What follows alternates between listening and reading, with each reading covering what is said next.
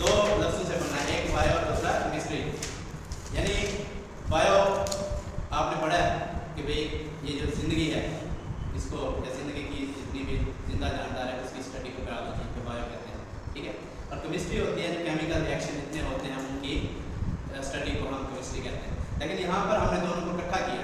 इसका मतलब ये है कि हमारी ऑर्गेनिज्म, जिंदा ऑर्गेनिज्म यानी जिंदा जानदार के अंदर जितने भी केमिकल रिएक्शन हो रहे हैं उनको बायोकेमिस्ट्री कहते हैं। अब हम इसकी डेफिनेशन मैं आपको वैसे भेज दूंगा, ये इस जो पेज पे जो है लंबा चौड़ा लिखा हुआ है, हमने इसको नहीं पढ़ा, ये मैं आपको वैसे भेज दूंगा, इसको आपने वहाँ से तैयार करना है नोट से। इसकी डेफिनेशन है biochemistry is application of chemistry to the study of biological process of cellular and molecular level. अच्छा, केमिकल प्रोसेस जो हमारे अंदर हो रहे हैं, बायोलॉजी में तो सेल होता है, जो मॉलिक्यूल होते हैं केमिस्ट्री में, तो सेल के अंदर जितनी चेंजेस आ रही हैं वो है बायोलॉजी, लेकिन उसके अंदर जो केमिकल प्रोसेस हो रहे हैं वो है केमिस्ट्री। तो ये कहता है कि study of biological process of cellular and molecular level, यानी सेल के लेवल पे या किसी उससे आगे आ जाता है मॉलिक्यूल के लेवल पे जितने भी फंक्शन हो रहे हैं, केमिकल प्रोसेस हो रहे हैं, उनकी स्टडी को हम बायोकेमिस्ट्री कहते हैं। बात समझ आ रही है? Basically it investigate chemistry of living system, यानी आप इसको ऐसे कह सकते हैं कि ये लिविंग सिस्टम की केमिस्ट्री को हम बायोकेमिस्ट्री कहते हैं, ठीक है। अच्छा जी, इसके अंदर ये देखिए मैंने लिख दिया यहाँ, ये टोटल ये यहाँ तक लेवल तक लिखी हुई है डेफिनेशन। अच्छा, इसके अलावा आपका एक चैप्टर है जो आपको इधर ही पढ़ना चाहिए, क्योंकि आगे हम जब कार्बोहाइड्रेट शिफ्ट करेंगे तो फिर हम इसको साथ देते चलेंगे। इलेक्ट्रोलाइट्स ऑफ बॉडी फ्लूइड क्या होते हैं? इलेक्ट्रोलाइट्स सुना कभी? अच्छा, सुना कभी इलेक्ट्रोलाइट्स? सुना? पहली बार। अच्छा, मैं बताता हूँ। Electrolytes are minerals that carry an electronic charge. Electrolytes ऐसे नुकियात होते हैं, मिनरल्स होते हैं हमारे जिस्म के अंदर जो कोई ना कोई इलेक्ट्रिक चार्ज लिए फिर रहे होते हैं। मिसाल के तौर पर इसको मिसाल के तौर पर सोडियम है। सोडियम को तो पढ़ा होगा ना आपने 9th में पढ़ा था, ये सोडियम है, इसके ऊपर कौन सा चार्ज होता है? पॉजिटिव। अच्छा, आपने पढ़ा था, नहीं पढ़ा, चलो ये पॉजिटिव चार्ज है, ठीक है। इसी तरह अच्छा, इसको फिर आगे लिखते हैं, मैं बताता हूँ। ये कोई यानी ऐसे मिनरल्स जो कोई ना कोई चार्ज, इलेक्ट्रिक चार्ज अपने साथ कैरी करते हैं, लिए फिरते हैं, उनको हम क्या कहते हैं? Electrolytes. These are found in blood, urine and sweat. Sweat का पता है ना? पसीना। अच्छा, शुक्र है, क्या पता है? यूरिन का पता है? पेशाब, ब्लड, खून। तो इनके अंदर ये सारे मौजूद होते हैं। सोडियम आपका पेशाब के अंदर से निकलता है, क्योंकि गुर्दे में होता है। अच्छा जी, when these minerals are dissolved in fluid or solvent, they form positive or negative ions. जैसे ही ये किसी फ्लूइड में, ये मिनरल्स किसी फ्लूइड में डिसॉल्व होते हैं, तो ये कोई ना कोई चार्ज ले लेते हैं। ये मैंने क्या लिखा है? पोटाशियम। माशाल्लाह, पढ़े लिखे बच्चे यार। अच्छा, ये क्या लिखा है? अच्छा, ये क्लोराइड है, ये पोटाशियम। पोटाशियम में भी पॉजिटिव चार्ज आता है, इस पे नेगेटिव होता है, ठीक है। और एक और है HCO3, इस पे भी पॉजिटिव चार्ज होता है, ठीक है।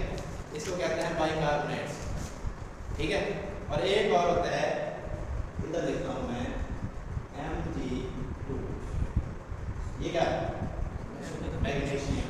इसका भी पॉजिटिव चार्ज होता है, लेकिन ये चार्ज तब करते हैं जैसे ही ये आयन चार्ज वो डिसॉल्व होता है किसी भी पानी में और या किसी भी सॉल्वेंट में। अच्छा जी, इलेक्ट्रोलाइट्स के फंक्शन क्या है ये हम पढ़ते हैं, फिर ये मैं आपको उधर भेज दूँगा ना, आप पढ़ लीजिएगा, वहाँ से लिख लीजिएगा। ये बढ़िया आपने ना लिखने हैं, इनको अपने पास लिखते जाओ।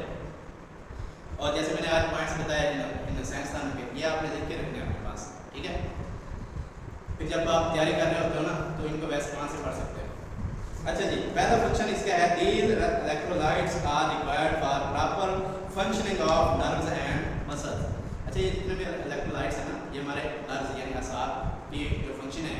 मिसाल के तौर पर आपको ऐसे कोई लगाता है थप्पड़, तो आपको कौन बताता है थप्पड़ लगाए? या आपके असाब बताते हैं, नर्व बताते हैं, ठीक है। या मिसाल के तौर पर अभी मैं आपको कहता हूँ, ठीक है, तो आपको कौन बताता है? या आपके असाब बताते हैं कि किसी ने आपको ऐसे किया है, आपको उसको कर देखना है, ठीक है। ये दोनों चीज़ें होती हैं, मिसाल पर ये लगा पहुंचाने वाले ने पहुंचा दिया हेडक्वार्टर पे, तो भाई इधर पिन से लगी, वो कहता है अच्छा वैसे कर दूसरे हाथ से इसको मसल दे, ठीक है। आपको कोई चीज़ लगती है, आपको ये ऊपर से ऑर्डर आते हैं हेडक्वार्टर से, ठीक है। ये दोनों चीज़ें क्या कौन कर रहा होता है, साफ कर रहा होता है, नर्व्स कर रहा होता है, ठीक है। तो ये नर्व्स और मसल्स को ये बगैर भगा रहे होते हैं सारे, ये ना हो तो बंदा ना हो। मिसाल के तौर पर आपने देखा होगा किसी को हैज़ा हो गया और वो बिल्कुल, ठीक है, वो क्यों हुआ है, क्योंकि उसके असाब काम करना छोड़ चुके हैं, क्योंकि ये खत्म हो गए। आप हॉस्पिटल पहुँच तो फौरन आपको ड्रिप लगती है, उस ड्रिप में ये सारी चीज़ें मौजूद होती हैं।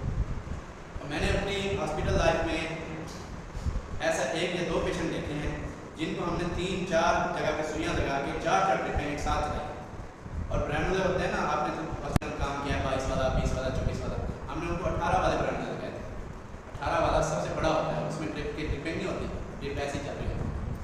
मैंने अपनी हॉस्पिटल लाइफ में, प्राइवेट हॉस्पिटल से, सरकारी में भी नहीं, सरकारी में तो ये आम होता है, प्राइवेट में मैंने ऐसे देखा। तो जब बंदा बिल्कुल उनका बड़ा होता है, फिर हम यही आइन भेजते हैं सोल्यूशन के अंदर डाल के, तो फिर वो एक्टिव होता है।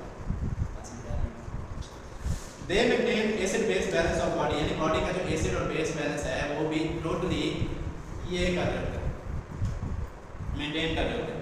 दे कीप आवर बॉडी हाइड्रेटेड, इन्हीं की वजह से हमारी बॉडी हाइड्रेटेड रहती है, हमें खुश्की नहीं होती, ठीक है। आप एक पेशेंट आता है ना, आप कहते हैं यार मुझे बार बार प्यास लगती है, आप देखो जी और इसके 2-4 साशे रोज पी, इतने को बार बार प्यास नहीं लगेगी, बात समझ आ रही है।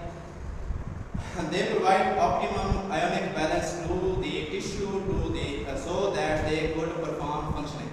ये हमारे जो जितने बॉडी टिश्यूज हैं ना, इनको भी ये आयोनिक क्या करता है, बैलेंस प्रोवाइड करते हैं, तभी हमारे ये टिश्यू काम कर रहे होते हैं, ठीक है ना। ये किस मसल्स के जरिए से काम कर रहे होते हैं और मसाल के जरिए से, बाकी तो हड्डियाँ। अच्छा जी, they maintain osmotic pressure of body fluid, osmotic pressure होता है बॉडी का, वो हम आगे जब पढ़ेंगे किसी, उसको भी एक मेंटेन करते हैं। कौन से? ये 5 और भी होते हैं, फास्फोरस भी होता है और भी होता है, लेकिन ये मेन है, ठीक हो गया। यहाँ पे बात समझ आ गई। आपने बायोकेमिस्ट्री के पहले पेज को नहीं पढ़ा, आपने इस पेज को पढ़ा, ठीक है। ये आप देख के भी जा सकते हैं, वैसे मैं आपको तस्वीर भी भेजूँ, ठीक है। बंद कर दें।